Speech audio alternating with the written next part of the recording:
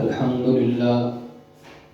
لله نحمده ونستعينه ونستغفره ونؤمن به ونتوكل عليه ونعوذ بالله من شرور أنفسنا ومن سيئات أعمالنا من يهده الله فلا مضل له ومن يضلله فلا هادي له ونشهد أن لا إله إلا الله وحده لا شريك له ونشهد أن سيدنا ومولانا محمدا عبده ورسوله أما بعد فأعوذ بالله من الشيطان الرجيم بسم الله الرحمن الرحيم فمن يبتغي غير الإسلام دينا فلن يقبل منه قال النبي صلى الله عليه وسلم عليكم بسنتي وسنة الخلفاء الراشدين المهديين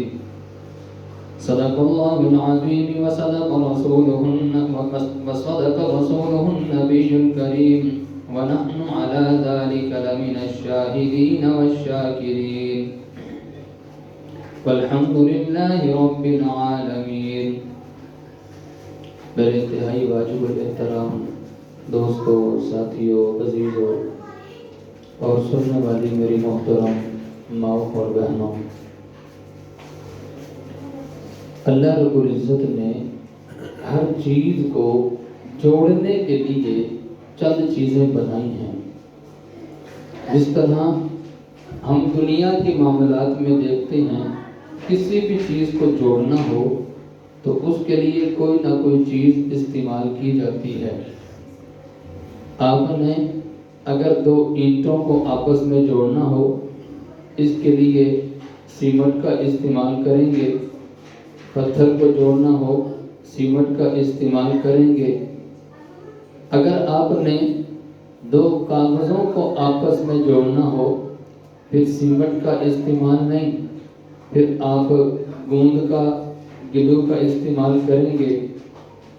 اسی طرح آپ نے دو لوہے کی چیزوں کو آپس میں جوڑنا ہو تو آپ گلو، گوند یا سیمنٹ کا استعمال نہیں، پھر اس کے لیے ویلڈ کرنے کا طریقہ، آپ اس کو ویلڈنگ کریں گے.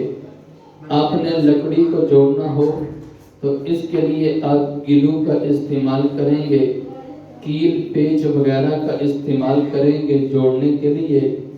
تو ہر چیز کو جوڑنے کے لیے چیز الگ الگ ہے. آپ نے کپڑے کو آپس میں جوڑنا ہو، اس کے لیے سیمنٹ، گلو یا کیل اور پیچ کا استعمال نہیں. کپڑے کو جوڑنے کے لیے آپ سوئی دھاگے کا استعمال کریں گے. تو کسی بھی چیز کو جوڑنے کے لیے ہم کوئی نہ کوئی چیز استعمال کرتے ہیں.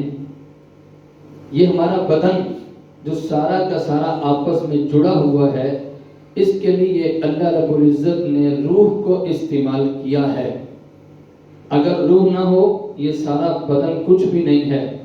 یہ بدن جب یہ بغیر روح کے لاش بن جاتا ہے، اس بدن کو جب قبر میں رکھا جاتا ہے تو بدن کے اعضاء الگ الگ ہو جاتے ہیں. جب تک روح تھی یہ اعضاء جڑے ہوئے تھے، روح نکلی اعضاء الگ الگ ہونا شروع ہو گئے. زندہ بدن سے بازو الگ کر دو، رہ سکتی ہے بازو؟ زندہ بدن سے بازو الگ کر دو تو وہ بازو رہ نہیں سکتی. کیوں؟ اس لیے کہ اس بازو سے روح نکل چکی ہے. اب جسم کو جوڑنے کے لیے جو بنیادی چیز ہے وہ روح ہے. ہم سب کے آپس کے دلوں کو جوڑنے کے لیے اللہ نے جو چیز ہمارے لیے بیان فرمائی ہے وہ دین اسلام ہے. دین اسلام ایسا دین ہے کہ جو ہمیں آپس میں ایک دوسرے کے قریب کر دیتا ہے، آپس میں پیار، محبت، اتفاق، اتحاد پیدا کر دیتا ہے. صحابہ کرام جب تک ایمان قبول نہیں کیا تھا، آپس میں ایک دوسرے کے دشمن تھے، ایک دوسرے کے خون کے پیاسے تھے. جب ایمان قبول کیا پھر آپس میں ایک دوسرے کے ساتھ ایسے جڑ گئے کہ دنیا میں ان کی مثال نہیں ملتی. اللہ رب العزت نے فرمایا کہ کہ لو انفقت ما فی الارض جمیعا ما الفت بین قلوبہم، ان صحابہ کرام کے دلوں کو آپس میں جوڑا کس نے ہے؟ اللہ رب العزت نے فرمایا کہ اے پیغمبر، اسلام کی برکت سے ہم نے صحابہ کو آپس میں قریب کر دیا، ہم نے ان کو آپس میں جوڑ کے رکھ دیا۔ اے پیغمبر، اگر آپ ان کو آپس میں قریب کرنے کے لیے زمین و آسمان کا مال بھی خرچ کر دیتے، یہ تب بھی قریب ہونے کے لیے تیار نہیں تھے۔ صحابہ کرام جو آپس میں ایک دوسرے کے بھائی بن گئے، بھائی چارگی والا ایسا رشتہ قائم ہو گیا، پوری تاریخ انسانیت میں اس کی مثال نہیں ملتی۔ ان کو کس چیز نے آپس میں جوڑ کے رکھ دیا کہ جو پہلے ایک دوسرے کے خون کے پیاسے تھے، اب ایک دوسرے کی خاطر جان دینے کے لیے تیار ہو گئے۔ آخر وہ کون سی چیز ہے کہ جس چیز نے ان کو آپس میں قریب اور جوڑ کے رکھ دیا ہے؟ وہ چیز دین اسلام ہے۔ دین اسلام میں اللہ رب العزت نے بے شمار خصوصیات رکھی ہیں۔ ہمارا دین وہ دین ہے جس طرح ہمارا پیغمبر اعلیٰ، ہماری کتاب اعلیٰ، ہمارا دین اسلام بھی اعلیٰ ہے۔ ہمارا پیغمبر تمام نبیوں کا سردار ہے، ہمارا دین اسلام تمام دینوں کا سردار ہے۔ اللہ قرآن میں فرماتے ہیں هو الذی ارسل رسولہ بالہدی ودین الحق لیظہرہ علی الدین کلہ، کہ ہم نے اپنے رسول کو جو دین اسلام دے کر بھیجا ہے، یہ دین اسلام اس لیے آیا ہے کہ بقیہ دینوں پر آ کر غالب ہو جائے۔ اور اگلا لفظ سنیے، فرمایا کہ یہ دین غالب ہونے کے لیے آیا ہے، یہ دین چھا جانے کے لیے آیا ہے، یہ دین جھکنے کے لیے نہیں آیا، یہ دین مٹنے کے لیے نہیں آیا، یہ دین دبنے کے لیے نہیں آیا، یہ دین غالب ہونے کے لیے آیا ہے۔ اب اگلا جملہ فرمایا کہ وَلَوْ كَرِهَ الْمُشْرِكُونَ، مشرکوں کو اچھا نہیں لگتا جب دین اسلام کا غلبہ ہوتا ہے، دین اسلام پھیلتا ہے، مشرکوں کو اچھا نہیں لگتا۔ افغانستان کے اندر طالبان کی حکومت تھی، سن 2000 میں امریکہ نے حملہ کیا اپنے حواریوں کو ساتھ ملا کر افغانستان پر۔ افغانستان نے کیا بگاڑا تھا ان کا؟ کچھ بھی نہیں، اسلامی نظام قائم کیا تھا۔ ان سے لیا تو کچھ نہیں تھا نا، اسلامی نظام کو قائم کیا، ان کو اچھا نہیں لگا۔ تو جہاں پر بھی دین اسلام کا غلبہ ہوتا ہے، دین اسلام کی بات ہوتی ہے، کافروں کو اچھی، تو کافروں کو اچھی لگے یا نہ لگے، ہم دیکھیں کہ ہمارے اللہ کو اچھی لگتی ہے کہ نہیں۔ ہمارے اللہ کو بڑی اچھی بات لگتی ہے کہ دین اسلام کا غلبہ ہو، ہمارے اللہ کو یہ بات بڑی پسند ہے کہ دین اسلام پھیل جائے، اور دین اسلام غالب ہونے کے لیے آیا ہے۔ اللہ رب العزت نے دین اسلام میں بڑی خصوصیات رکھی ہے۔ دین اسلام میں بڑی خصوصیات ہیں، میں صرف چند خصوصیات آپ کے سامنے رکھوں، صرف چند خصوصیات، تاکہ ہمیں پتا چلے، توجہ ذرا آپ توجہ ادھر کریں، تاکہ ہمیں پتا چلے کہ ہم جس دین کے ساتھ جڑے ہوئے ہیں وہ دین معمولی دین نہیں، بڑا اونچا دین ہے۔ وہ دین کوئی ہلکا دین نہیں ہے، وہ دین کوئی چھوٹا دین نہیں ہے، وہ دین تمام دینوں کا سردار ہے، وہ دین بہت اعلیٰ قسم کا دین ہے۔ اللہ رب العزت نے مسلمانوں کو اسلام کی برکت سے ایک تصور دیا ہے اللہ کا۔ یہ اللہ کا تصور مسلمانوں کے پاس ہے کہ مسلمانوں کا اللہ پہ اتنا پکا یقین ہے کہ کوئی بھی نقصان ہو جائے یہ فوراً کہتا ٹھیک ہے یار، تقدیر میں لکھا ہی ایسا تھا۔ انسان کا دنیا میں نقصان، بڑا نقصان کیا ہے؟ کوئی قریبی عزیز فوت ہو جائے، قریبی رشتہ دار فوت ہو جائے، ماں باپ کا سایہ سر سے اٹھ جائے، بچے فوت ہو جائیں، رشتہ دار دنیا سے چلے جائیں، انسان کی زندگی میں یہ سب سے بڑا دھچکا ہوتا ہے، یہ سب سے بڑی تکلیف کی بات ہوتی ہے۔ لیکن مسلمان کا اللہ پر ایسا ایمان، مسلمان کا اللہ پر ایسا یقین کہ جب بھی کوئی ایسی خبر سنتا ہے تو فوراً مسلمان کہتا ہے بس اللہ کا حکم تھا، ہم اللہ کے حکم پہ راضی ہیں۔ جب بھی کوئی فوتگی ہوتی ہے تو فوراً آ کر لوگ کہتے ہیں اچھا یار اللہ کا حکم، تو ہمارے ہاں ایک جملہ جو عام طور پر لوگوں کے ہاں رائج ہے تو فوراً بولتے ہیں ہاں یار ہم نے قبول کر لیا، ہم نے مان لیا۔ تو مسلمان اللہ کی ذات پر اتنا یقین رکھنے والا، جس کی وجہ سے فائدہ کیا ہوا کہ ٹینشن فری ہو گیا، کوئی بھی بات ہوتی ہے فوراً کہتا ہے یار ٹھیک ہے اللہ کا حکم تھا، لکھا ہی ایسا تھا۔ ایسا تقدیر پر ایمان، ایسا اللہ کی ذات پہ ایمان کہ مسلمان فوراً کیا تھا ٹھیک یار لکھا ہی ایسا تھا، جس کی وجہ سے فائدہ کیا ہوا کہ ٹینشن فری ہو گیا، اس نے سارا بوجھ اپنے سر سے اتار دیا، اپنے سر پہ بوجھ نہیں رکھا، جس کا بڑا فائدہ یہ ہوا کہ مسلمانوں میں پاگل بہت کم ہیں۔ جو باہر کی دنیا میں ہمیں بڑے پڑھے لکھے تہذیب یافتہ لگتے ہیں نا، ہم سروے کریں، آپ دیکھیں آج سے تقریباً 15-20 سال پہلے امریکہ کا شہر نیو یارک کی رپورٹ آئی کہ آج سے 15-20 سال پہلے امریکہ کا شہر نیو یارک، وہاں پہ تقریباً 700 پاگل خانے، کتنے پاگل خانے؟ یعنی اتنے زیادہ پاگل ہوتے ہیں وہاں پر لوگ کہ ان کو 700 پاگل خانے بنانے پڑے، یہ وہاں کی رپورٹ آئی ہے۔ اور ہمارے پورے ملک میں پاگل خانے کو 3-4-5 سے زیادہ نہیں ہے بس۔ وجہ کیا ہے؟ بے شمار وجوہات ہیں، ایک بنیادی وجہ یہ ہے کہ مسلمان یہ زیادہ ٹینشن سر پہ نہیں لیتا۔ اللہ کی ذات پر بھی یقین رکھنا چاہیے، اللہ کی ذات پر بھروسہ رکھنا چاہیے کہ جو مقدر میں لکھا ہے اس کے علاوہ نہیں ہو سکتا۔ حضرت سلیمان علیہ السلام ایک مرتبہ لشکر لے کر راستے سے گزر رہے تھے، چند چونٹیاں راستے میں کھڑی، ایک چونٹی بقیہ چونٹیوں کو کہنے لگی کہ اپنے اپنے بلوں میں چلی جاؤ، سلیمان کا لشکر آ رہا ہے، کہیں تمہیں کچل نہ ڈالے۔ ہوا جاسوس تھی، جو بھی سلیمان کا نام لیتا فوراً آ کر بتلاتی کہ فلاں نے تمہارا نام لیا ہے۔ ہوا نے بتلا دیا چونٹی نے آپ کا نام لیا ہے۔ حضرت سلیمان نے کہا چونٹی کو حاضر کیا جائے۔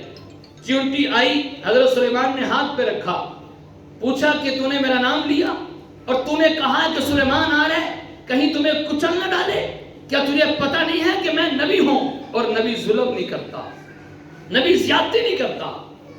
چونٹی نے کہا کہ میں نے ایک جملہ اور بھی بولا تھا کہ کہیں وہ تمہیں کچل نہ ڈالے اور ان کو پتہ نہ چلے، بے خیالی میں کچل نہ ڈالے، ان کو پتہ نہیں چلے گا، لہذا بلوں میں داخل ہو جاؤ۔ حضرت سلیمان کو اس چونٹی کا جواب اتنا پسند آیا، ہاتھ میں رکھ کر پوچھا بتا تو کیا مانگتی ہے؟ چونٹی نے کہا کہ آپ کب سے دینے والے بن گئے، دینے والی ذات تو اللہ کی ہے۔ چونٹی کا بھی عقیدہ اور نظریہ دینے والی ذات اللہ کی ہے۔ یہ بات ہمیں سمجھا دی، جو مقدر میں لکھی ہوئی ہے کوئی اس کو ٹال نہیں سکتا، کوئی اس کو ہٹا نہیں سکتا۔ آج ایک ساتھی کہنے لگا یار فلاں کام کر لوں تو وہ دوسرا آدمی تو یار وہ دم شم کرنے والا، جھاڑ پھونک کرنے والا میرے کاروبار کو خراب کر کے رکھ دے گا۔ میں نے کہا کچھ اللہ کی ذات پر بھی یقین رکھو، جس اللہ نے تمہارے مقدر میں لکھا ہے پوری دنیا جمع ہو جائے کوئی کسی کا کاروبار خراب نہیں کر سکتا۔ جو اللہ نے مقدر میں رزق رکھا ہے پوری دنیا جمع ہو جائے ایک دانہ بھی کم نہیں کر سکتا۔ تو چونٹی نے کہا کب سے دینے والے بن گئے ہو؟ حضرت سلیمان نے کہا نہیں پھر بھی مانگ تو صحیح، کیا مانگتی ہے؟ چونٹی نے کہا اگر آپ نے دینا ہی ہے تو جو میرے مقدر میں اللہ نے روزی لکھی ہے اس میں ایک دانے کا اضافہ کر دیا جائے، جو میرے مقدر میں لکھی ہے اس میں ایک دانے کا اضافہ کر دیا جائے۔ کہا یہ تو میں نہیں کر سکتا۔ چونٹی کہنے لگی اچھا چلو یہ کرو کہ جو میرے مقدر میں اللہ نے زندگی لکھی ہے ایک سانس کا اضافہ کر دیا جائے۔ حضرت سلیمان نے کہا میں یہ بھی نہیں کر سکتا۔ تو کچھ اللہ کی ذات پر بھی یقین اور بھروسہ ہونا چاہیے کہ جو اللہ نے مقرر کر دیا ہے اس کے علاوہ اور کچھ نہیں ہو سکتا۔ تو اسلام کی خصوصیت ہے کہ ہمیں اللہ اپنا تصور دیا ہے کہ ہر وقت اللہ کا تصور ذہن میں رکھیں کہ جو اللہ نے مقرر کر دیا ہے اس کے علاوہ نہیں ہو سکتا۔ اسلام کی دوسری خصوصیت کہ اللہ نے ہمیں ماں باپ کا تصور دیا، بہت بڑی نعمت ہے۔ اللہ کے بعد قرآن میں اللہ نے جس چیز کو بہت زیادہ بیان کیا ہے وہ ماں باپ کی شخصیت اور وہ ماں باپ کی عظمت ہے، اور یہ تصور بھی اللہ نے اسلام کی بدولت ہمیں دیا ہے۔ آج یہ تصور کافروں کے پاس نہیں ہے، آج کافروں کے ہاں ماں باپ کی ویلیو نہیں ہے، ان کے ہاں ماں باپ کے لیے خرچ کرنے کے لیے ان کے پاس پیسے نہیں ہیں، ان کے پاس رقم نہیں ہے۔ ہاں جو کتوں اور بلیوں پر انہوں نے خرچ کرنا ہوتا ہے اس کا پہلے ہی مہینہ پہلے الگ کر کے رکھ دیا جاتا ہے۔ ان کے ہاں کتوں کی ویلیو کہ اپنے بستر میں کتے لٹائے ہوئے اور واک کرنے کے لیے جانا ہے کتا ساتھ ہوگا، کسی کام پہ جانا ہے کتا ساتھ ہوگا، ماں باپ کو پوچھنے کے لیے تیار نہیں۔ ایک مرتبہ یورپ کے کسی علاقے میں ایک ماں نے اپنے بیٹے کے خلاف کیس دائر کر دیا عدالت میں. اس ماں کا خامند فوت ہو گیا تھا، بچے کا باپ فوت ہو گیا، اس نے بیٹے کے خلاف عدالت میں کیس دائر کر دیا. کیس کا مدعا کیا تھا، دعویٰ کیا تھا اس کا؟ اس نے کہا کہ میرا دعویٰ ہے، میں مدعی ہوں، میں اس کے خلاف دعویٰ کرتی ہوں. میرا دعویٰ یہ ہے کہ میرا بیٹا مجھے وقت نہیں دیتا، 4 گھنٹے روزانہ دن میں کتے کو ٹائم دے گا، پر مجھے پوچھتا بھی نہیں آ کر. پتہ ہے وہاں کی عدالت نے فیصلہ کیا کیا؟ وہاں کی عدالت نے فیصلہ یہ کیا کہ اس نے کتا پالا ہوا ہے. ہمارے ملک کا قانون ہے کہ جس نے کتا پالا ہوا ہو اس کی ذمہ داری ہے اس کا سارا خیال رکھے، لہذا اس کی ذمہ داری ہے کہ کتے کا خیال رکھے. اور رہی بات یہ کہ تمہارا بیٹا تمہیں نہیں پوچھتا، ماں کی عدالت نے فیصلہ یہ کیا کہ بیٹے کی عمر 18 سال ہو چکی ہے، اب وہ آزاد ہے، جو چاہے کرے. عدالت کا فیصلہ ہے کہ کتے کا خیال رکھنا ضروری ہے اور ماں کا خیال رکھنا کوئی ضروری نہیں ہے. ماں نے کہا مجھے ضرورت ہے، آخر میری کون خدمت کرے گا، خامد فوت ہو چکا ہے. وہاں کی عدالت نے کہا زیادہ ہی ضرورت ہے تو اولڈ ہاؤس بنے ہوئے یہاں پہ جمع کروا دیتے ہیں، آپ کو یہاں پہ رکھیں گے، لیکن بیٹے پر فورس نہیں ہے، بیٹے پر کوئی زبردستی نہیں کہ ماں کا خیال رکھے.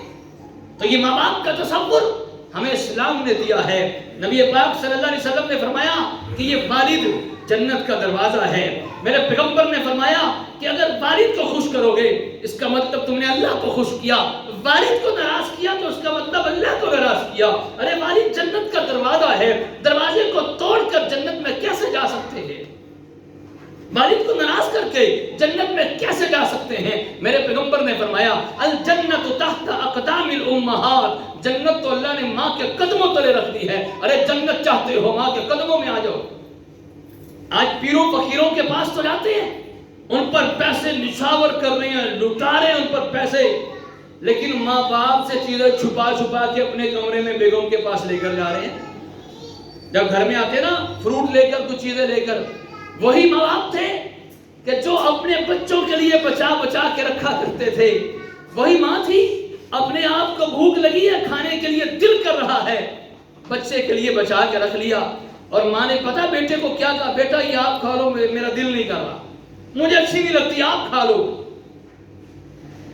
باپ اپنے بچوں کی خاطر کس طرح کماتا ہے یہ باپ کو پتا ہے.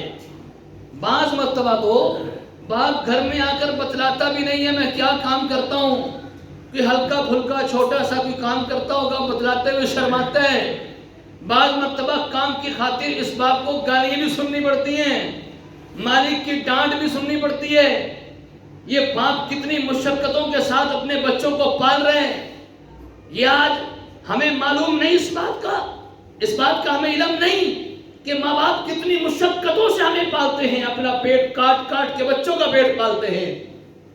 آج یہی ماں باپ سے چھپا چھپا کے کمرے میں لے کے جا رہے کہ امی دیکھنا لے، کہ ابو دیکھنا لے، ان کو پتہ نہ چلے کہ کھانے کے لیے کیا لے کے آ گئے.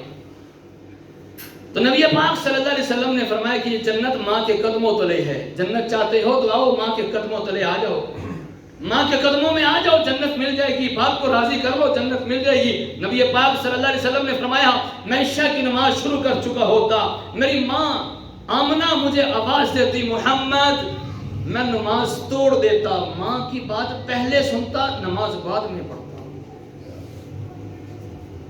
ہمارے پیغمبر نے مثال بھی دی ہے تو نماز کی دی ہے. نماز جو سب سے عام رکن ہے، اسلام کے بعد پہلا رکن، اسلام کے بعد پہلا رکن نماز ہے. میرے پیغمبر نے فرمایا کہ میری آنکھوں کی ٹھنڈک نماز ہے. میرے پیغمبر کا دنیا سے جاتے ہوئے آخری جملہ بھی یہی تھا، الصلاۃ الصلاۃ، نماز نماز. اور دوسری طرف کیا فرما رہے ہیں، میں نماز شروع کر چکا ہوتا، میری ماں مجھے آواز دیتی محمد، میں نماز توڑ دیتا، ماں کی بات پہلے سنتا اور نماز بعد میں پڑھتا. آج ہم چھوٹی چھوٹی بات پہ ماں باپ کو ڈانٹ دیتے ہیں، اور بعض ایسے بھی واقعات کہ باپ کو دھکے دے کر گھر سے بھی باہر نکال دیا، ایسے بھی واقعات ہیں. میں نے خود دیکھا مسجد کے قریب ایک باپ کو کہ کرسی لے کر گھر کے باہر بیٹھا ہوا ہے، کہتا بیٹے نے نکال دی ہے. اور پڑھا لکھا بیٹا تھا وہ، ماں باپ نے بڑا اس کو پڑھایا تھا، بڑی ڈگریاں اس نے حاصل کی تھی، اونچی پوسٹ پر لگا ہوا تھا. یہ اونچی پوسٹ کا یہ نقصان ہے کہ جب دین سے دور ہوں گے وہ اونچی پوسٹ کے نجائز فائدے اٹھائیں گے اور ماں باپ کو بھی دھکے دے کے گھر سے باہر نکال دیں گے. جب دین نہیں نہ ہوگا، جب دین کے ساتھ جڑے نہیں ہوں گے، جب ہم نے ان کو قرآن کے سامنے بٹھایا نہیں، ان کو مسجد کا منہ نہیں دکھایا، ان کو مدرسے میں نہیں پڑھایا، ان کو قرآن کے سامنے نہیں بٹھایا، قرآن کے سامنے بیٹھے تو پتہ چلے کہ ماں باپ کی کیا عظمت ہے، ماں باپ کی کیا ویلیو ہے. جب زیادہ پڑھ لکھ جائے نا، اونچی پوسٹ پہ آ جائے، بڑے عہدے پہ آ جائے، پھر والدین نہ ڈرتے ہیں. کوئی ایسی بات نہیں کہنی ہمارا بچہ ناراض ہو جائے گا، ہمارا بچہ محسوس کرے گا، اس کا دل دکھے. کوئی ایسی بات نہیں کہنی. اور جب بچے نے دین پڑھا ہوا ہو تو بچہ ڈرتا ہے کہ ابو ناراض نہ ہو جائے، امی ناراض نہ ہو جائے.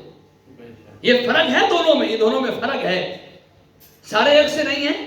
اگر دنیا کی تعلیم بہت زیادہ اور ساتھ ساتھ دین سے جڑا ہوا ہو، قرآن سے جڑا ہوا ہو تو پھر وہ بھی باتیں بہت اچھے ہوتے ہیں. تو اصل چیز کیا ہے کہ ہم دین سے جڑیں، ہمیں پتہ چلے کہ والدین کی کیا عظمت ہے، ہمیں پتہ چلے کہ والدین کا کیا مقام اور مرتبہ ہے. جب ان کے سائے سر سے اٹھ جاتے ہیں تب پتہ چلتا ہے کہ گھر ویران ہے، قبرستان ہے. چاہے بوڑھائی کیوں نہ ہو، گھر میں پڑھائی کیوں نہ ہو، کوئی کام نہیں کر سکتا، لیکن ان کا وجود بھی ہماری زندگی میں برکت کا باعث ہے. تو اسلام نے ہمیں دوسرا تصور دیا ہے ماں باپ کا. اسلام نے تیسرا تصور دیا. اسلام نے ہمیں تیسری ایک چیز سکھائی، وہ کیا؟ خیر خواہی. اچھا، یہ خیر خواہی، ایک دوسرے کے ساتھ ہمدردی، یہ ہمدردی والا جذبہ ہمیں اسلام نے سکھایا، دوسرے مذہب میں نہیں ہے.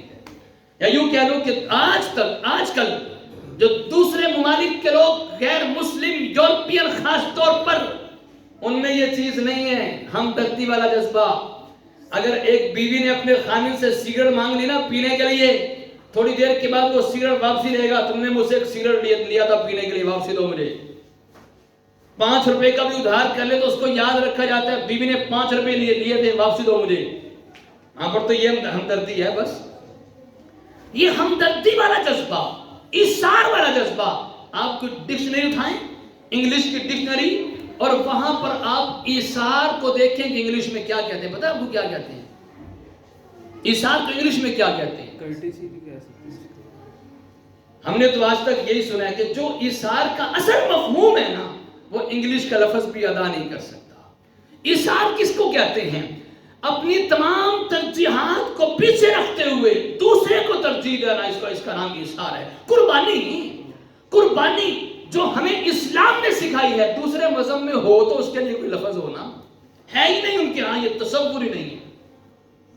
بے شمار صحابہ کرام کی مثالیں ملتی ہیں کہ انہوں نے کیسے دوسروں کو ترجیح دی ہے. ایک صحابی کے گھر کسی نے بکرے کی سری بھیج دی کہ چلو غریب آدمی ہیں، پتہ نہیں کب سے گوشت ملا ہے کہ نہیں ملا، بکرے کی سری ان کے گھر بھیج دی.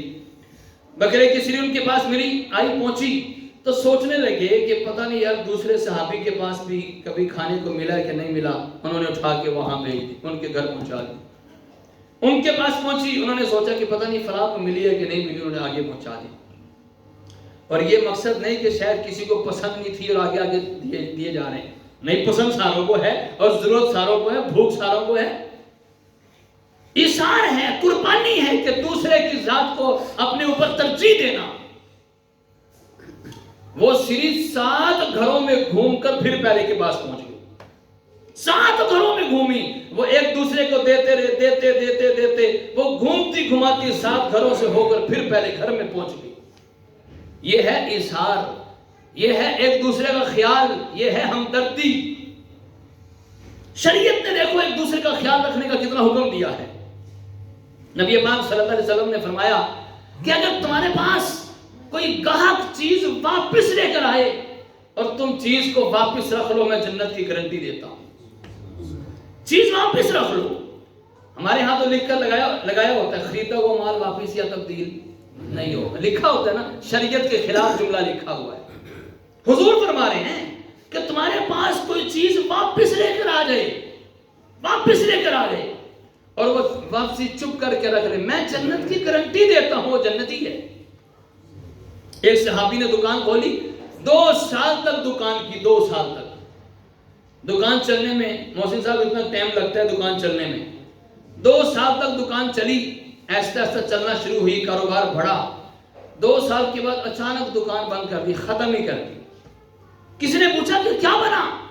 فرمایا کہ میں نے کاروبار کے لیے دکان تو کھولی نہیں تھی, میں نے نبی پاک صلی اللہ علیہ وسلم سے سنا تھا کہ جس نے گاہک کی چیز واپس رکھ لی میں جنت کی گارنٹی دیتا ہوں. میں نے تو جنت لینے کے لیے دکان کھولی تھی. 2 سال تک کوئی چیز واپس کرنے کے لیے آیا ہی کوئی نہیں. آج 2 سال کے بعد چیز واپس کرنے کے لیے آیا ہے. میں نے اللہ کا شکر ادا کر کے چیز واپس رکھ کے اس کی قیمت واپس دے دی, دکان بند کر دی. میں نے تو پیغمبر کی ضمانت اور پیغمبر کی جو گارنٹی اور بشارت تھی جنت کی, وہ لینے کے لیے کاروبار شروع کیا تھا. یہ دیکھو ایک دوسرے کا خیال کتنا ہے. حضرت امام اعظم ابو حنیفہ رحمۃ اللہ علیہ کپڑے کا کاروبار کرتے تھے. اپنے ملازموں کو کیا رکھا تھا, جس دن بارش کا موسم ہو, سورج صحیح طرح سے نہ نکلا ہوا ہو, اس دن تم نے کپڑا نہیں بیچنا. چونکہ روشنی صحیح طریقے سے نہیں ہوگی, کہیں ایسا نہ ہو گاہک کو خریدنے میں پتہ نہ چلے وہ غلطی سے کچھ اور لے لے, گاہک کا نقصان نہ ہو, اس لیے تم نے بارش کے موسم میں کپڑا نہیں بیچنا. ایک مرتبہ کسی کپڑے میں کوئی فالٹ تھا, کپڑے میں تھوڑا سا نقصان. اچھا بعض مرتبہ ایسا ہوتا ہے کہ دکاندار سمجھ رہا ہوتا ہے کہ اس میں یہ خرابی ہے, گاہک کو پتہ نہیں چلتا. بڑے بڑے فنکار قسم کے لوگ, کپڑا بیچنے والے کیا اور سبزی بیچنے والے کیا, پھل بیچنے والے کیا, جس کا جہاں پہ بس چلتا ہے وہ دو لگا رہے. پٹرول ڈالنے والے, سونا بیچنے والے, چاندی بیچنے والے, یعنی یوں کہہ رہے کہ ہر ایک کا جہاں پہ بس چلتا ہے وہ بس داؤ لگانے کی کوشش میں لگا ہوا ہے. بعض مرتبہ ایسا فالٹ ہوتا ہے کہ ہم دیکھ بھی لیں کہ کپڑا بالکل ٹھیک ہے, لیکن جو ماہر سینئر قسم کے لوگ ہوتے ہیں ان کو فالٹ نظر آ جاتے ہیں, خریدنے والے کو نہیں پتہ چلتا. آج سے کچھ 10 سال پہلے کی بات ہے, صدر میں گیا کپڑا لینے کے لیے. کپڑا کچھ قیمتی تھا, کپڑا لے لیا, پیسے بھی دے دیے. دیکھ کر باہر آنے لگا تو جو دکان کا اصل مالک تھا وہ دور بیٹھا ہوا تھا. اس نے کپڑا لپیٹتے ہوئے ملازم کو دیکھ لیا. اس نے فوراً بلایا مجھے اور اس نے کہا کپڑا نکالنا ذرا. میں نے کپڑا نکالا تو اس کپڑے میں ایک باریک سی لائن تھی جو اضافی ڈیزائن کو خراب کر رہی تھی. اب ہمیں تو نہیں پتا چلا, تو دکان کے مالک نے کہا اس میں نا یہ تھوڑا سا فالٹ ہے, یا تو آپ کچھ اور لے لیں, اور اگر آپ کو یہی کپڑا پسند ہے تو اس کے 300 روپے آپ ہم سے واپسی لے لیں. چونکہ فالٹ ہے نا, اس میں تھوڑا سا نقص ہے, لہذا ہم قیمت کم کر دیتے ہیں, 300 روپے آپ واپسی لے لیں ہم سے. ایسے بھی لوگ ہیں کہ ایماندار کہ جب پتا چلے کہ فالٹ ہے اس کی قیمت کم کر دیں, بتا کر دیں. ہماری پوری کوشش یہ ہوتی ہے کہ گاہک کو پتا, اور بڑا سمجھدار اس دکاندار کو سمجھا جاتا ہے. سب سے بڑا سمجھدار عقل مند ہے ہی وہ کہ جو گاہک کو پتہ نہیں چلتا وہ خوبیاں بیان کرے گا کہ شاید وہ بنانے والے جو فیکٹری کے مالک وہ بھی سوچ میں پڑ جائیں کہ یار اتنی خوبیاں تو ہم نے بھی اس میں رکھی کوئی نہیں ہے. اتنی خوبیاں تو ہمیں بھی نہیں پتا کہ جتنی خوبیاں بیچنے والوں کو پتا ہے. وہ پتہ نہیں قسمیں اٹھا کے کیا کیا اس کی خوبیوں کو بیان کیا جا رہا ہے.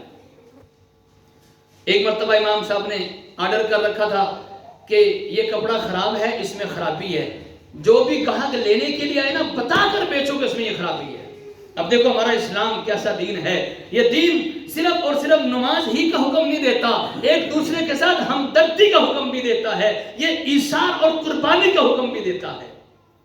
تو امام صاحب نے حکم دے رکھا تھا کہ یہ کپڑے میں فالٹ ہے, جس کو بھی دینا بتا کر دینا اور قیمت کم کر کے دینا. تو اس ملازم کو پتہ نہیں چلا, وہی تھان غلطی سے بیچ دیا.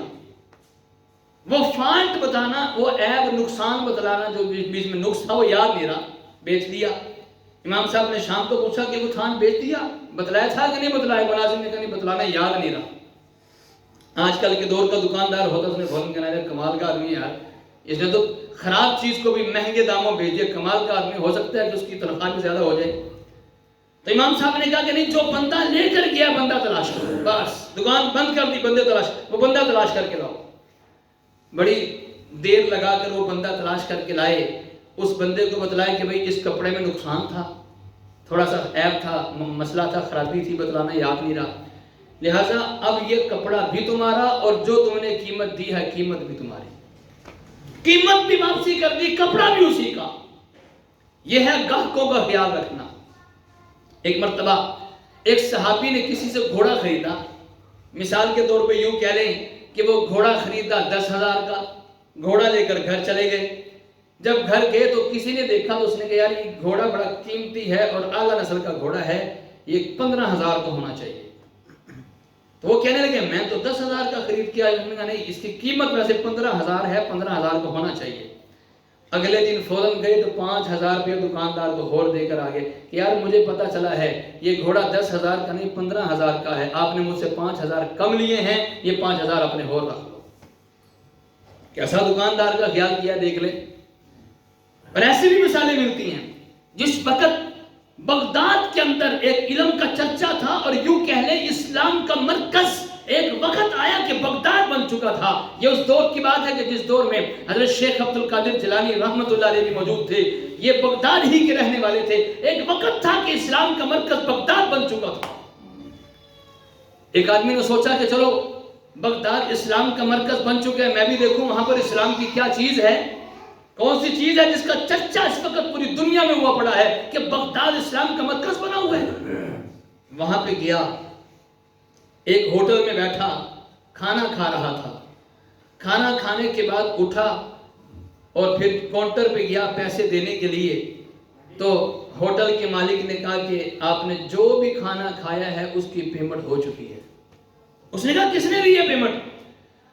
تو دکان کے وہ ہوٹل کے مالک نے کہا کہ تمہارے ساتھ والے اسٹول پہ، ساتھ والے بینچ پہ ایک اور بندہ کھانا کھا رہا تھا، اس نے دیکھا کہ پردیسی آدمی کی دور سے آیا اور یہاں کا لگتا نہیں ہے، تو وہ تمہارے پیسے دے کے جا چکا ہے۔ یہ ہے ایک دوسرے کا خیال۔ اس کو تب سمجھ آئی کہ واقعی یہ اسلام کی خصوصیت ہے کہ ایک دوسرے کے اس انداز سے خیال کیا جاتا ہے۔ باہر نکلا، بازار میں گھوما پھرا، ایک دکان پہ گیا، ایک دکان پہ کوئی چیز مانگی تو دکان کے مالک نے کہا چیز ہے بالکل میرے پاس موجود ہے اور اتنے کی ہے۔ اس نے کہا دے دو۔ اب دکاندار نے پتہ کیا کہا؟ دکاندار نے کہا یار آپ کو ایک مشورہ دوں، بڑا بہترین مشورہ ہے، میرے پاس یہ چیز اتنے روپے کی ہے اور آپ فلاں دکاندار کے پاس چلے جاؤ، بالکل سیم یہی چیز اس کے پاس بھی اتنے ہی کی ہے، آپ اس سے لے لو۔ اس نے جا کے اس سے پوچھا، واقعی وہ اتنے کی تھی اور اس سے لے لی۔ لینے کے بعد پھر پہلے دکاندار کے پاس آیا اور اس سے پوچھا کہ یار اصل وجہ کیا ہے؟ چیز تمہارے پاس موجود ہے اور اتنے ہی کی قیمت کی ہے، تم نے نہیں دی اور دوسرے دکاندار کے پاس بھیج دیا۔ دکاندار کی تو عادت ہوتی ہے کہ وہ دوسرے دکان کا راستہ دکھاتے ہی کوئی نہیں ہے۔ یہ محسن صاحب آپ سے کوئی پوچھے کہ یار گارمنٹس کی دکان بازار میں اور بھی کہیں پر ہے، تو آپ نے کہا یار مجھے نہیں پتا، دیکھ لو یار آگے ہوگی، اور حالانکہ پتہ بھی ہوگا، میں مثال دے رہا ہوں، پتہ بھی ہوگا کہ یہ دکان آگے بھی ہے، فلاں جگہ پر ہے، لیکن نہیں بتائیں گے، وہ یہ کہہ دیں گے یار پتہ نہیں، یار دیکھ لو آگے ہوگی، میں نہیں پتا، تاکہ یہ کسی اور دکان کا راستہ نہ دیکھ رہے، بس یہ ہمارے پاس ہی آئے، ہم سے خرید کر لے کر جائے۔ تو اس دکاندار نے کیا کہا کہ یار فلاں دکان کے پاس چلے جاؤ، اس کے پاس چیز بھی ہے، کوالٹی بھی یہی، ریٹ بھی یہی، اس سے خرید لو۔ تو جب پہلے کے پاس آیا اور پوچھا کہ اصل وجہ کیا ہے، پہلے دکاندار نے کہا کہ اصل بات یہ ہے کہ مجھ پر اللہ کا آج بڑا کرم ہوا، میرے پاس صبح سے کافی گاہک آ چکے ہیں اور آج کا جتنا ہمارا کھانے پینے کا خرچہ، ہمارا بیوی بچوں کا خرچہ پورا ہو چکا ہے، اور میں دیکھ رہا ہوں فلاں دکاندار کے پاس صبح سے کوئی نہیں آیا، تو میں نے چاہا اس کا بھی خیال ہو جائے، اس کا بھی بھلا ہو جائے، اس لیے میں نے اس کے پاس بھیجا ہے۔ اور ہماری کوشش تو کیا تھی کہ زیادہ گاہک ہمارے پاس ہی آئیں۔ ایک مٹھائی والا تھا نا، ایک مٹھائی والا، اس نے اپنے دکان کے اوپر لکھ کے لگا دیا کہ ہم سے تو دور دور سے لوگ مٹھائی لینے کے لیے آتے ہیں۔ اس کے سامنے ایک اور مٹھائی کی دکان تھی، اس نے بھی لکھ کے لگا دیا ہم سے تو پورا شہر ہی مٹھائی لینے کے لیے آتا ہے۔ مقابلے میں آ کر پہلے نے پھر لگا دیا، پہلے نے کیا لگایا کہ پورا ملک ہم سے مٹھائی خریدتا ہے۔ اب کمپٹیشن چل رہا ہو نا تو اس طرح کے جملے بڑے لکھے جاتے ہیں۔ سامنے والے نے پھر لگا دیا ہم سے تو دور دراز ممالک کے لوگ، بیرون ممالک کے لوگ مٹھائی لینے کے لیے آتے ہیں۔ پہلے نے پھر لگا دیا ہم سے تو پوری دنیا خریدنے کے لیے آتی ہے، ہم سے مٹھائی پوری دنیا خریدنے کے لیے آتی ہے۔ اب پتہ ہے دوسرے دکاندار نے کیا لکھ کے لگایا؟ اس نے کہا یہ جو سامنے والا بیچ رہا ہے یہ بھی ہمیں سے خرید رہا ہے۔ اب وہ جو مرضی لکھے، پوری دنیا کیوں نہ خریدتی ہو، اس نے ایک جملہ لکھ دیا، اس نے کہا سامنے دکان والا بھی ہم ہی سے خریدتا ہے۔ اب ساری پوری کوشش کیا ہوتی ہے کہ ہم سے سودا خریدیں، ہم سے چیز خریدیں، کسی اور دکان کا راستہ کبھی نہیں بتلائیں گے، لیکن اس دکاندار نے کیا بتلایا کہ فلاں سے خرید لو، میرے پاس تو صبح سے کافی گاہک آ چکے ہیں، اس کے پاس ایک بھی نہیں آیا، چلو اس کا بھی بھلا ہو جائے گی۔ یہ ہے ایک دوسرے کے ساتھ ہمدردی، ایک دوسرے کے ساتھ خیال۔ صحابہ کرام کا لشکر کافروں کے ساتھ لڑنے کے لیے جا رہا تھا، کھجوروں کے باغ میں سے گزر ہوا تو وہاں مالک نے ان کو بٹھایا، کھجوریں کھلائی، صحابہ کا لشکر کھجوریں کھا کے چل پڑا۔ تھوڑی دیر کے بعد کافروں کا وہی لشکر جن کے ساتھ لڑائی ہونی تھی وہاں پہ آئے، مالک نے کھجوریں ان کو بھی کھلائی۔ جب یہ کھجوریں کھا کر جانے لگے، مالک نے پوچھا بتاؤ تو صحیح جا کہاں رہے ہو؟ اس نے کہا مسلمانوں کے ساتھ لڑنے کے لیے جا رہے ہیں۔ باغ کے مالک نے کہا مشورہ دیتا ہوں کہ تم لڑائی کا ارادہ کینسل کر دو، تم ان کے ساتھ لڑ سکتے ہی نہیں ہو، جاؤ تم ان کے ساتھ نہیں لڑ سکتے، واپس چلے جاؤ، لڑائی کا ارادہ کینسل کر دو۔ کافروں نے کہا وجہ کیا ہے بتاؤ تو صحیح، آخر ہم کیوں نہیں لڑ سکتے؟ باغ کے مالک نے کہا ابھی تم سے پہلے وہی صحابہ کرام کا لشکر، وہ مسلمانوں کا لشکر جن کے ساتھ تم لڑنے کے لیے جا رہے ہو، وہ بھی یہیں سے گزرے تھے، میں نے ان کو بھی کھانے کے لیے کھجوریں پیش کی ہیں، میں نے تمہیں بھی کھانے کے لیے کھجوریں پیش کی ہیں، ان کے کھانے کے انداز اور تمہارے کھانے کے انداز سے میں یہ فیصلہ کر چکا ہوں تم ان سے جیت نہیں سکتے، واپس چلے جاؤ۔ کافروں نے کہا کیا کھانے کا انداز ہے؟ آخر کون سی ایسی چیز دیکھ لی ہے جس کی وجہ سے تم کہتے ہو کہ ہم جیت نہیں سکتے؟ باغ کے مالک نے کہا میں نے مسلمانوں کو بھی کھجوریں کھاتے ہوئے دیکھا ہے، تمہیں بھی کھجوریں کھاتے ہوئے دیکھا ہے، ان کے کھانے کے انداز اور تمہارے کھانے کے انداز میں بڑا فرق ہے، میں نے ان کو کھانے کے لیے کھجوریں پیش کی۔ ہر صحابی کی کوشش یہ ہوتی تھی میں ہلکی والی کھجور کھا لوں اور اچھی والی اٹھا کے وہ دوسرے کے آگے رکھتے رہے۔ اب اس کے سامنے اچھی آئی، اس نے اٹھا کے دوسرے کے سامنے رکھ دی، خود ہلکی والی کھا لی۔ باغ کا مالک کہتے ہیں کہ پورے مجمع نے ساری کھجوریں کھا لی، ہلکی والی اور اچھی کھجوریں ساری وہیں کی وہیں پڑی رہی، اس کو کسی نے ہاتھ تک بھی نہیں لگایا۔ اور میں نے اب تمہارے سامنے کھجوریں رکھی ہیں کھانے کے لیے، تم تو ایسے ٹوٹ پڑے ہو جیسے تمہیں ملی پہلی مرتبہ ہیں، اور تم نے سب سے پہلے اچھی اچھی چن کے تم نے کھجوریں مر کے کھائی ہیں۔ میں تمہارے کھانے کے انداز سے بھی ان کے کھانے کے انداز سے بھی فیصلہ کر چکا ہوں تم ان کے ساتھ نہیں لڑ سکتے۔ وہ تو ایک دوسرے کا اتنا خیال کرنے والے ہیں، وہ ایک دوسرے کو اچھی چیز دینے والے، ہلکی چیز خود کھا جانے والے ہیں، یہ کیسے ہو سکتا ہے؟ وہ اپنے دوسرے بھائی کا بہتا ہوا خون دیکھیں برداشت کر جائیں، تم نہیں لڑ سکتے، واپس چلے جاؤ۔ یہ ہے ایک دوسرے کا خیال کرنا، ایک دوسرے کے ساتھ ہمدردی، ایثار کا جذبہ، یہ ہمیں اسلام نے دیا ہے، یہ ہمیں اسلام کی بدولت ملا، اسلام کی برکت سے ملا ہے۔ اسی طرح اسلام نے ہمیں ایک تصور حیا کا دیا ہے، حیا کا دیا ہے، اور اسلام نے پتہ کیا کہا ہے؟ اسلام نے فرمایا الحیاء شعبۃ من الایمان، حیا ایمان کا ایک حصہ ہے۔ نبی پاک صلی اللہ علیہ وسلم نے فرمایا کہ ایمان کے 70 شعبے ہیں، ایمان کے 70 حصے ہیں، اور اس میں سے ایک حیا ہے۔ وہ 70 گنوائے نہیں کہ پہلا یہ ہے، دوسرا یہ ہے، تیسرا یہ ہے، چوتھا یہ ہے، ایک بھی نہیں گنوایا، صرف ایک کا تذکرہ بیچ میں کیا۔ فرمایا کہ حیا بھی ایمان کا ایک حصہ ہے، حیا بھی ایمان کا ایک شعبہ ہے۔ الحیاء من الایمان، حیا تو ہے ہی اصل ایمان۔ اذا لم تستحی فافعل ما شئت، جب تجھ میں حیا نہیں ہوگی پھر تو جو چاہے کرتا چلا جائے گا، تجھ میں حیا ہی نہیں ہے۔ یہ آج ہمیں اسلام کی بدولت ملا ہے، یہ حیا والا حیا کا ایک تصور۔ وہ الگ بات ہے کہ ہم نے اسلام کو چھوڑ دیا۔ ارے یاد رکھیے، میں ایک جملہ اکثر کہا کرتا ہوں، آج پوری دنیا میں اگر مسلمان مار کھا رہے ہیں، اس کی وجہ یہ نہیں ہے کہ وہ مسلمان ہیں، اس کی وجہ یہ ہے کہ وہ صحیح مسلمان نہیں ہیں۔ ورنہ تھوڑے سے ہوں تو پھر افغانستان نے جیت کے دکھایا ہے، تھوڑے سے ہوں نظر اللہ پہ تھی، نہ کوئی سائنس اور ٹیکنالوجی، اور یہ پوری تاریخ انسانیت میں اس طرح کی جنگ اور کہیں نہیں ملتی۔ جنگ عظیم اول میں آدھی دنیا ایک طرف، آدھی دنیا ایک طرف، جنگ عظیم دوم میں آدھی دنیا ایک طرف، آدھی دنیا ایک طرف، اور یہ عجیب جنگ ہے کہ جس میں ایک ملک ایک طرف اور ایک ملک بھی پورا نہیں، ایک ملک بھی پورا نہیں، چند لوگ ایک طرف اور پوری دنیا ایک طرف۔ آپ کسی ایک ملک کا نام نہیں لے سکتے کہ فلاں ملک نے ان کا ساتھ دیا ہو، کسی ایک نے بھی ساتھ نہیں دیا، مخالفت کی ہے۔ اور بلکہ اب تو تاریخ کے اوراق میں لکھا جا چکا ہے کہ ان 20 سال کے عرصے میں جب پوری دنیا ایک طرف اور چند لوگ جو دین کو غالب کرنے کے لیے، ہماری نظر تو بڑی کوتاہ ہے نا، ہم سمجھتے نہیں ہیں کہ جو اصل دین کو پھیلانے کے لیے جو تن من دھن کی بازی لگا رہے ہیں، جن کی کوئی اور دشمنی نہیں ہے، کوئی جائیدادوں کا مسئلہ نہیں ہے، کوئی اور مخالفت نہیں ہے، صرف دین کے لیے، اللہ کے لیے لگے ہیں، ہم ان کو دہشت گرد کہتے ہیں۔ اور جو پوری دنیا کے دہشت گرد ان پہ حملے کرتے ہیں، ہم ان کو امن پسند کہتے ہیں۔ کسی ایک ملک کا آپ نام نہیں دکھا سکتے کہ جس نے افغانستان کا ساتھ دیا ہو۔ پاکستان کی سرزمین سے اڑنے والے طیارے جو ان کے خلاف اڑے ہیں 51,000 مرتبہ اڑے ہیں، 51,000 مرتبہ پاکستان کی سرزمین سے ان کے خلاف طیارے اڑے ہیں۔ اندازہ لگائیں تو ایسی مثال پوری تاریخ انسانیت میں کہیں نہیں ملتی کہ پوری دنیا ایک طرف اور چند لوگ ایک طرف۔ اللہ نے دکھا دیا کہ ان چند لوگوں کے ذہنوں میں یہی تھا کہ غلبہ ہوگا تو اللہ کے ساتھ ہوگا۔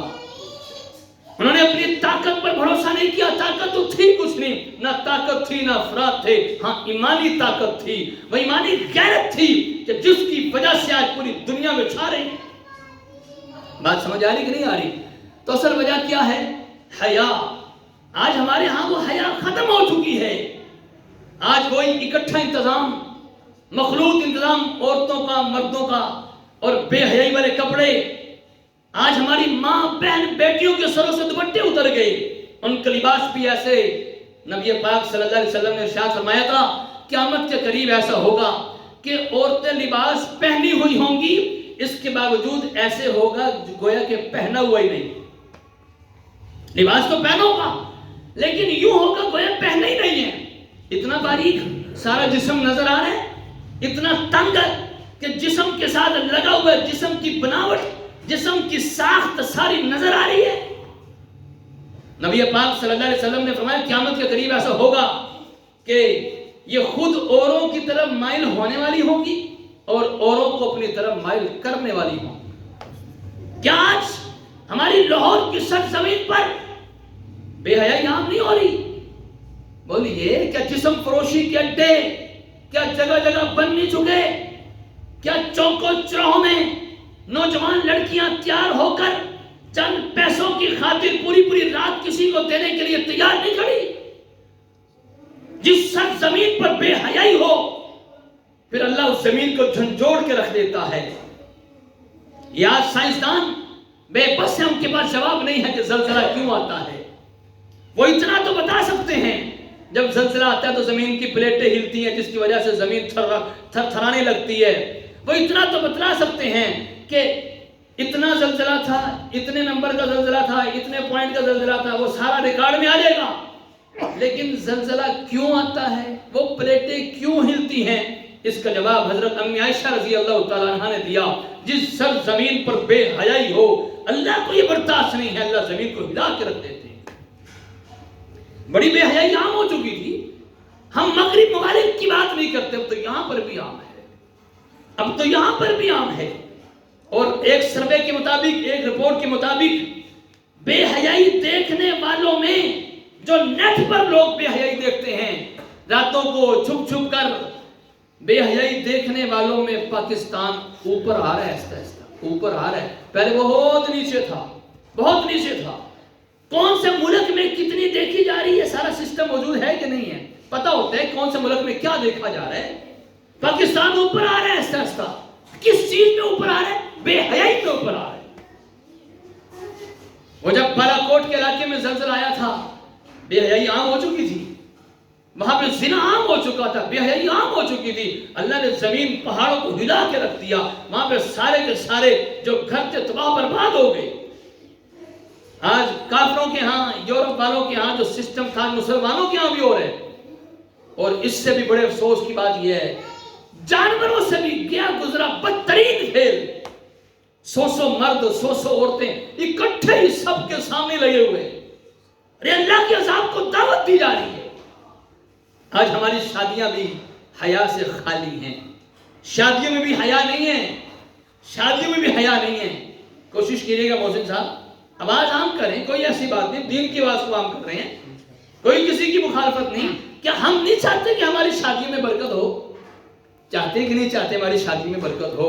نبی پاک صلی اللہ علیہ وسلم نے ارشاد فرمایا کہ وہ شادیاں برکت والی ہیں کہ جس میں خرچ کم سے کم ہو. وہ شادیاں برکت والی ہیں کہ جس میں کام شریعت کے مطابق ہو. ہم کوشش کریں.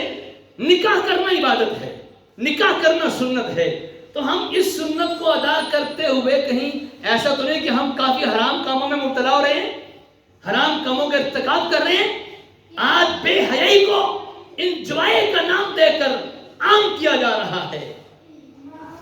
آج ہمارا معاشرہ بکھر چکا ہے. کس کس کو کیا بات سمجھائیں؟ ارے کس کو قرآن کی طرف لائیں, کس کے دلوں میں کیا بتلائیں؟ ہر ایک کے دلوں میں تو کچھ اور ہے. راتوں کو کتنی کتنی دیر موبائلوں پر کیا دیکھ رہے ہیں, کانوں پہ ہیڈ فون لگا کر گلیوں میں, چوکوں چراہوں میں, اور اس کا مائک منہ میں گھسیڑ کر کس سے باتیں کرتے ہوئے جا رہے ہیں. بات سمجھ آ رہی ہے؟ واٹس ایپ پہ کس سے لگے ہیں, کس سے چیٹنگ ہو رہی ہے, کس سے بات چیت ہو رہی ہے. پہلے تو پی ٹی سی تھا تو فون کرتے ہوئے پھر بھی پتہ چلتا تھا فون ہو رہا ہے, پتہ چل جاتا تھا, سب کے سامنے ہے. موبائل ہے, جہاں مرضی لے کر چلے جائیں. پھر اب لکھنے والا مسئلہ بن گیا. اب تو یہ لکھنے والا آ گیا, اب تو لکھ کر بھی بولنے کی بھی ضرورت نہیں, لکھ کر ہی بھیج دیں, پتہ بھی نہیں چلے گا کیا ہو رہا ہے.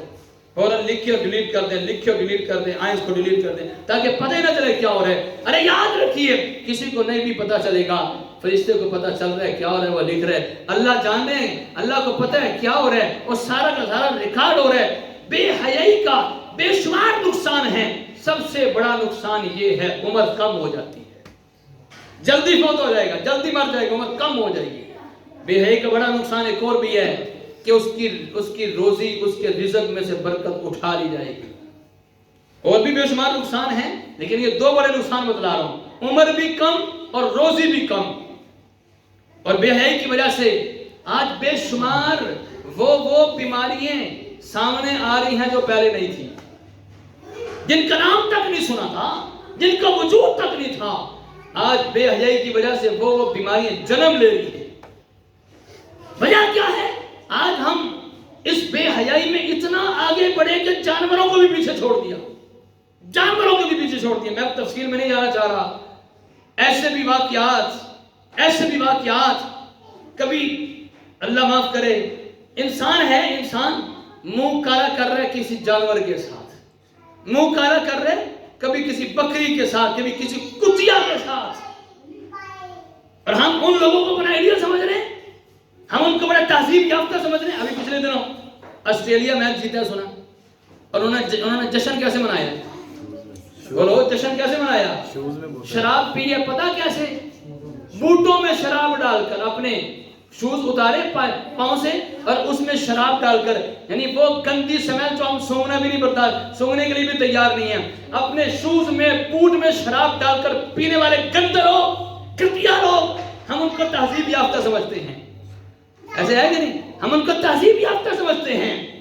پخانہ کرنے کے بعد جن کو پانی سے استنجا کرنا میسر نہیں ہے, ہم ان کو تہذیب یافتہ سمجھ رہے ہیں. یاد رکھیے, یہ ظاہری خوبصورتی اور سفید چمڑی کے پیچھے نہ جائیں. اوپر بظاہر دیکھنے میں لگ رہا ہے بڑے خوبصورت ہیں, اندر گند ہے. ارے ہم پیارے پیغمبر کی پیاری تہذیب کو چھوڑ کر کہاں جا رہے ہیں؟ ہم نے پیارے پیغمبر کی پیاری تہذیب کو چھوڑ دیا. پیارے پیغمبر کی پیاری تہذیب کو اپنانے میں اللہ کی قسم دنیا کی بھی عزتیں ہیں, آخرت کی بھی عزتیں ہیں. ہم پتہ نہیں کس طرف چلے گئے. دین اسلام کا نام صرف ہماری زندگیوں میں ہے, ورنہ اللہ کی قسم ہم خصوصیات سنیں کہ اللہ نے دین اسلام کو کن کن خصوصیات سے نوازا ہے. دہلی کی جامعہ مسجد, انڈیا کے اندر دہلی کی جامعہ مسجد میں ایک بھیک مانگنے والا بھکاری منگتا وہاں پہ بیٹھا وہ بھیک مانگ رہا ہے. ایک انگریز آیا مسجد کو دیکھنے کے لیے کہ سنا ہے کہ یہ مسجد کے اندر کافی نقش و نگار ہوا پڑا ہے, ذرا دیکھنے کے لیے آیا. دیکھ کر واپسی گیا. جاتے ہوئے بھکاری کو جیب سے پرس نکال کر کچھ پیسے دیے. پرس جیب میں رکھنے لگا, گر گیا, نہیں پتا چلا, جلدی میں چلا گیا. بھکاری نے وہ پرس اٹھا لیا, پرس اٹھا کے اپنے پاس رکھ لیا. ایک ہفتے کے بعد وہ انگریز دوبارہ آیا, دہلی کی جامعہ مسجد میں دوبارہ آیا, تو بھکاری سب سے پہلے آگے بڑھا. اب بجائے پیسے مانگنے کے, بھیک مانگنے کے, اب پرس اس کے آگے کر دیا. انگریز کہنے لگا کہ تم بھکاری ہو, تمہیں تو 1-1 روپے کی ضرورت ہے, اور تم نے میرا پرس واپس کر دیا. کھول کر دیکھا, پیسے بھی پورے, کاغذات بھی پورے. انگریز نے کہا وجہ کیا, سمجھ نہیں آئی. تم نکالنا چاہے نکال سکتے تھے, تم پورا پرس بھی رکھ دیتے, مجھے پتہ ہی نہ چلتا کہاں گیا ہے, آخر تم نے واپس کیوں دیا؟ مسلمان پتہ کیا کہنے لگا؟ مسلمان نے کہا میں مسلمان ہوں اور تم عیسائی ہو, تم حضرت عیسیٰ کے ماننے والے ہو, میں اپنے پیغمبر حضرت محمد رسول اللہ صلی اللہ علیہ وسلم کا ماننے والا ہوں. میرے دل میں خیال آیا کہ تم حضرت عیسیٰ کے نام لیوا, میں حضور کا نام لیوا, کہیں کل قیامت کے دن ایسا نہ ہو کہ حضرت عیسیٰ ہمارے پیغمبر کو کہہ دیں کہ اے نبی پاک صلی اللہ علیہ وسلم, آپ کے ایک ماننے والے نے میرے ماننے والے کے پیسے چرائے تھے. حضرت عیسیٰ شکایت نہ لگا دیں, ہمارے نبی کو تکلیف ہوگی, تو اس لیے میں نے سوچا کہ اس کا پرس واپس کر دوں.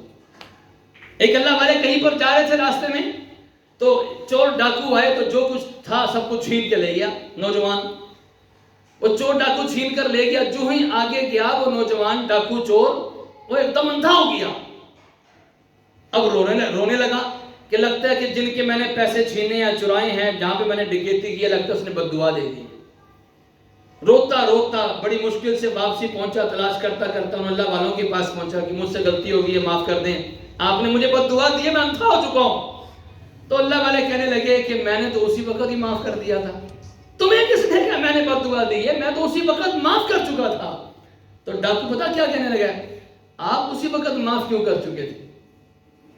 میں نے ڈکیتی کی ہے, آپ سے مال چھینے ہیں, آپ نے فوراً معاف کیوں کر دیا, یہ تو بتاؤ.